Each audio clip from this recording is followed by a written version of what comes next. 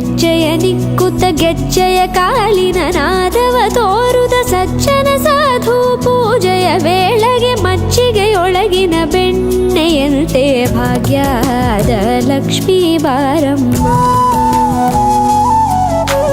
ಹೆಜ್ಜೆ ಮೇಲೊಂದೆಜ್ಜೆಯ ನಿಕ್ಕುತ್ತ ಗೆಜ್ಜೆಯ ಕಾಲಿನ ನಾದವ